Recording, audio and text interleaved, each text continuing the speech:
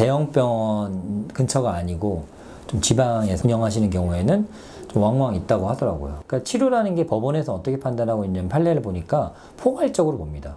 예를 들자면은 췌장암으로 수술해서 식사를 못한다, 위암으로 해서 수술 못해서 영양 부족에 빠졌다. 이건 명백한 사실이에요. 누구나 인정을 하는 사실. 그런 사람들이 영양제 맞는 거는 당연하잖아요. 지금 영양이 부족한 상황이니까.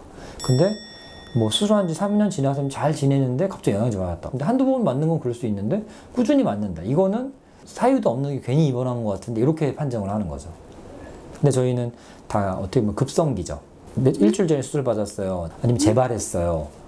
항암을 해요. 아니면 수술 다시 하기로 했어요. 등등의 상황이니까 저희는 그런 게 거의 없습니다. 그래서.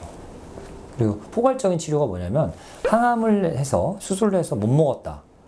그래서 영양제를 맞았다. 이거는 암에 대한 포괄적인 치료에 들어가는 거예요. 그러니까 당장 항암제를 한 건 아니잖아요. 근데 항암 치료의 부작용, 수술에 대한 부작용. 그러니까 수술이 근데 암을 치료하는 과정 중에 하나잖아요. 그러니까 암에 치료하는 과정 중에 하나에서 생긴 부작용을 치료하는 것은 포괄적으로 암에 대한 치료에 속한다. 이렇게 판례가 나와 있습니다. 그러니까 그거는 이제 근거가 있는 치료라는 거죠.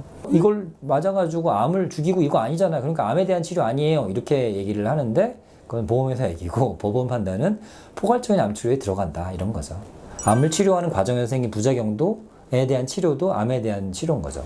그 실비보험은 뭐 아예 안 나오는 것들도 있습니다. 뭐 백신 같은 거는 아예 안 나와요. 그건 치료하는 게 아니고 예방 목적이기 때문에 안 나오는 거고 약전에 보면 다 나옵니다.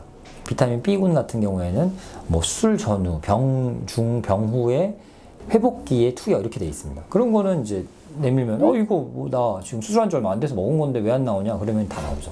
그거 아니더라도 법원 판례에서 뭐 무기셀레늄 같은 거, 아센셀란 나트륨 같은 거 주사도 있고 먹는 것도 있는데 이거는 암 치료에 도움이 되는 걸로 증거가 있기 때문에 그렇다 이렇게 나오고 이걸 막는 거예요. 이제 보험료로 그러니까 호캉스처럼 즐기려고 하시는 분들을 막으려고 하는 겁니다. 그게 이제 모럴 헤즈가 좀 온 거죠. 실제로 안 아픈데 나 보험이 있으니까 심심한데 입원해가지고 푹 쉬다 그냥 좋은 거 먹고 좋은 마사지 받고 좋은 치료 받고 좋은 방에서 쉬다 해야지 이런 분들이 있거든요. 그러니까 그런 분들을 막으려고 하는 거죠.